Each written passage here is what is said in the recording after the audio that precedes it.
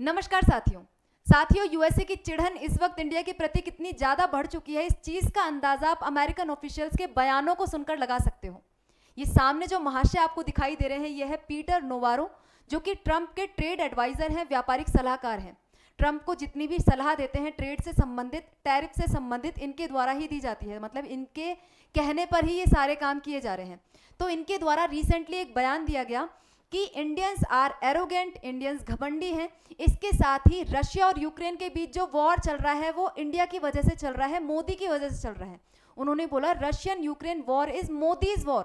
मतलब मोदी चाहे तो इसे रुकवा सकते हैं, लेकिन वो रुकवाना नहीं चाहते, वो इसकी कोशिश नहीं कर रहे। ऐसी सब चीजें इनके द्वारा बोली गई। साथ ही इन्होंने बोला कि इस वक्त भारत रूस और चीन के साथ जो अपने संबंधों को बढ़ा रहा है वो आने वाले समय में उसके साथ उसके लिए सही नहीं है, क्योंकि रूस और चीन दोनों ही तानाशाही वाले देश हैं, जबकि भारत एक डेमोक्रेसी है, भारत एक लोकतंत्र है।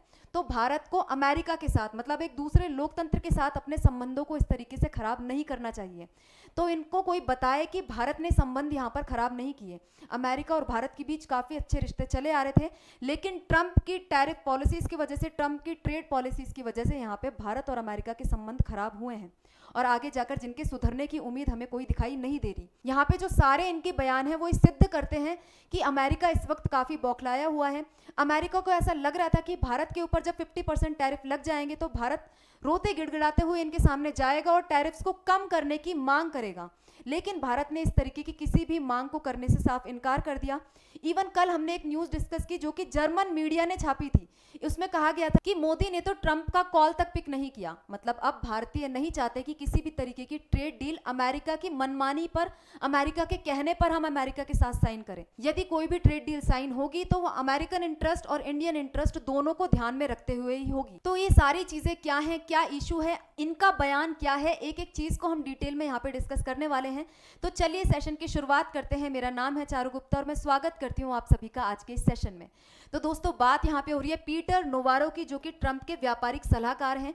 इनके द्वारा एक स्टेटमेंट दी गई जिसमें से सबसे इंपॉर्टेंट चीज कि इन्होंने रशिया यूक्रेन वॉर को मोदी इस वॉर बताया, कि मोदी इस वॉर को रन कर रहे हैं, मोदी इस वॉर को पुश कर रहे हैं। क्यों? क्योंकि हम रशियन क्रूड ऑयल खरीदते हैं। भाई रशियन क्रूड ऑयल तो हम अकेले थोड़ी खरीद रहे हैं, रशियन क्रूड ऑयल का लार्जेस्ट इंपोर्टर तो यहाँ पे चाइना है। तो क्या चाइना को रशिया फ्री में ऑयल बेच रहा है? क्या चाइना यहाँ पे रशिया को पैसा नहीं देता? तो क्या उस पैसे का इस्तेमाल रशिया वहाँ पे नहीं करेगा? क्या इंडिया ही अकेला रशिया से ऑयल परचेज कर रहा है क्या, जो आप इस तरीके की स्टेटमेंट दे रहे हो? रशिया यूक्रेन वॉर जो कि 3.5 साल लगभग से चला आ रहा है, उसको आप कह रहे हो ये मोदी का वॉर है। यदि मोदी रशिया से क्रूड ऑयल परचेज करना बंद कर दे, यदि इंडिया रशिया से क्रूड ऑयल परचेज करना बंद कर दे, तो रशिया को पैसा यहाँ पे मिलना बंद हो जाएगा। भाई रशिया अपना और मार्केट देख लेगा, इंडिया नहीं खरीदेगा तो कोई और खरीदेगा। यहाँ पे ये वॉर ऐसे बंद होने वाला नहीं है। लेकिन इनके अजीब अजीब से स्टेटमेंट आ रहे हैं, किसी भी तरीके से इंडिया को यहाँ पे ब्लेम करने की कोशिश कर रहे हैं। इसके साथ ही आप देखोगे कि ट्रंप के सलाहकार मतलब कि पीटर नोवारो ने कहा कि यदि आप आज के दिन ही रशिया से क्रूड ऑयल परचेज करना बंद कर देते हो तो आपके ऊपर लगे एक्स्ट्रा 25% टैरिफ हम यहाँ पे हटा देंगे। लेकिन ध्यान रहे कि 25% टैरिफ ही हटेंगे, पीछे जो 25% लगे थे वो तो अभी भी चलते रहेंगे। लेकिन थैंक यू सो मच, हमें इसकी कोई ज़रूरत नहीं है। भारत अपने हिसाब से चीज़ें करने वाला है। भारत के नेशनल इंटरेस्ट में होगा तो भारत रशिया से क्रूड ऑयल जरूर से यहाँ पे परचेज करेगा। इस तरीके की कोई भी अमेरिका की बात को मानने से भारत ने इनकार कर दिया। इस वजह से ही इनके द्वारा इस तरीके के बयान दिए जा रहे हैं। इनके द्वारा ये भी बात कही गई कि इंडिया की जो ऑयल लॉबी है वो लगातार यूक्रेन में वॉर को पुश कर रही है, रशिया और यूक्रेन के बीच वॉर को पुश कर रही है। यदि भारत के द्वारा इस तरीके की चीजें बंद कर दी जाती है तो रशिया और यूक्रेन का वॉर यहाँ पे खत्म हो जाएगा।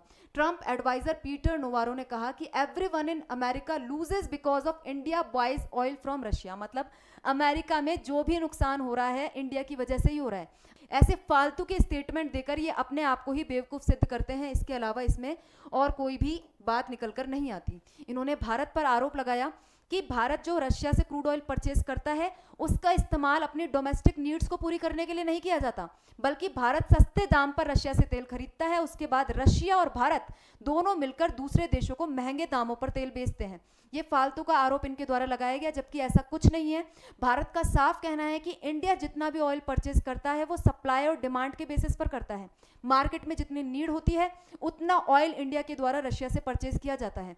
ऐसा नहीं है कि हम अपनी डोमेस्टिक नीड्स को फुलफिल करने के बाद एक्स्ट्रा ऑयल रशिया से खरीदते हैं जिससे कि हम प्रॉफिट अर्न कर सकें, बाहर की कंपनीज को हम बेच सकें, बाहर की कंट्रीज को हम तेल बेच सकें। लेकिन इस तरीके का आरोप इनके द्वारा लगाया गया और उनका कहना है कि यदि इस तरीके से ऑयल रशिया से परचेज किया जाता है इंडिया के द्वारा तो इसका सीधा नुकसान अमेरिका को होता है। अमेरिका को कैसे? क्योंकि रशिया से क्रूड ऑयल परचेज करेंगे तो रशिया के पास पैसा जाएगा, रशिया के पास पैसा जाएगा तो वो उसे युद्ध में लगाएगा, रशिया यूक्रेन वॉर में लगाएगा, और यूक्रेन जिसके पास इतना पैसा नहीं है वो जाके किसके पास जाएगा? अमेरिका के पास जाएगा और अमेरिका से कहेगा उनको सपोर्ट करो।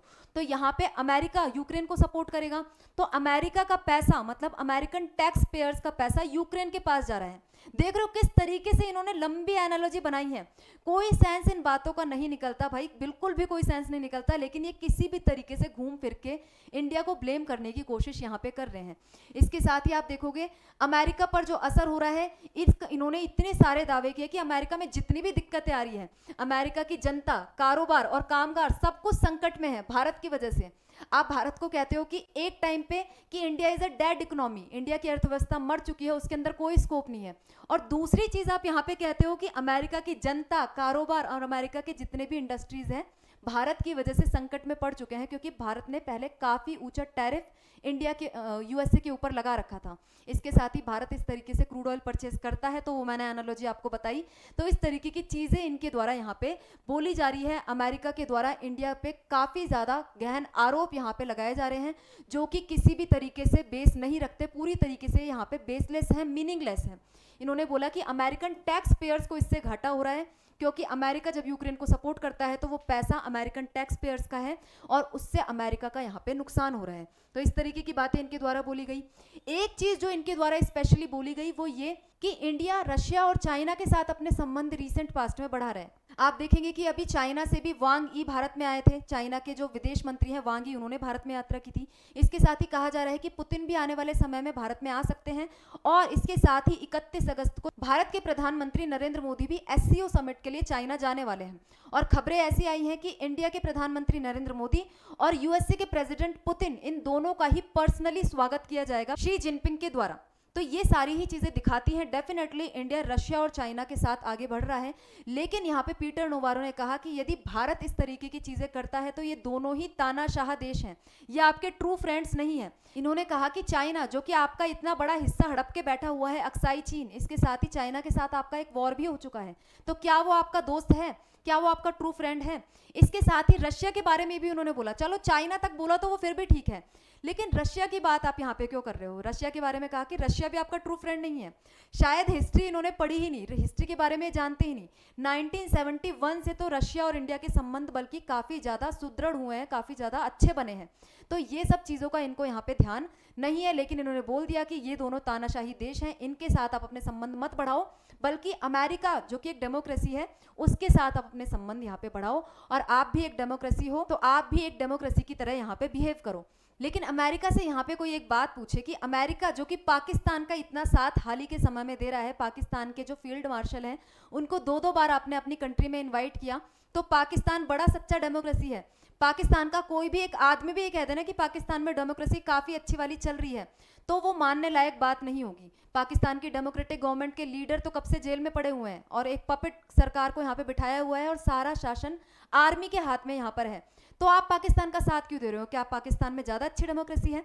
तो यहाँ पे आप देखोगे कि ट्रंप के जो ऑफिशियल्स हैं और ओवरऑल अमेरिका के डबल स्टैंडर्ड्स आपको देखने को मिलेंगे। इवन हमने कल भी ये चीज़ डिस्कस की थी कि अमेरिकन प्रेसिडेंट और पुतिन के बीच में एक डील को लेकर बात चल रही है, एक एनर्जी डील को लेकर बात चल रही है, और हो सकता है आने वाले समय में किसी तरीके की डील इनके बीच में साइन हो। और इवन अलास्का में जो पुतिन और ट्रंप की मीटिंग हुई थी उसमें भी पुतिन ने साफ साफ कहा था कि अमेरिका से रिसेंट पास्ट में हमारा व्यापार बढ़ा है, तो आप रशिया के साथ ट्रेड करो, चाइना ट्रेड करे लेकिन इंडिया ट्रेड करे तो वो खराब है, इंडिया ट्रेड करे तो वो रशियन यूक्रेन वॉर को पुश कर रहा है।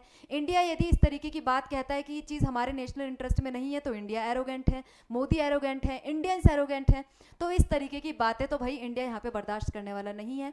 आप जो टैरिफ्स लगाते हो वो टैरिफ्स हम यहाँ पे बर्दाश्त कर लेंगे, टैरिफ्स झेल जाएंगे, पर हमें भारत के अंदर, भारत की विदेश नीति में, भारत की व्यापारिक नीतियों में किसी भी तरीके की अमेरिकन दखलंदाजी बर्दाश्त नहीं है। तो आज के सेशन में हमने डिस्कस किया कि किस तरीके के बयान ट्रंप के द्वारा, ट्रंप के ऑफिशियल्स के द्वारा आए दिन दिए जा रहे हैं।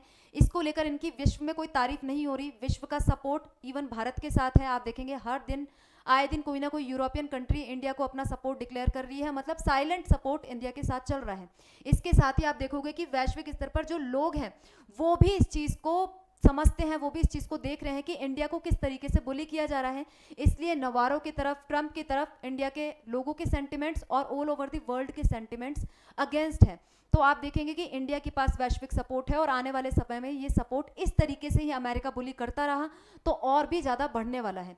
तो ये सारी ही चीज़ें आगे आने वाले समय में देखने की बात होगी। भारत और अमेरिका के संबंध आगे आने वाले समय में और भी ज़्यादा खराब होंगे, या फिर ट्रंप यहाँ पे थोड़ा सा अपने माइंड से काम करेंगे, थोड़ा सा अपने दिमाग को शांत करके सोचेंगे कि भारत के रूप में कितना अच्छा पार्टनर वो यहाँ पे खो रहे हैं।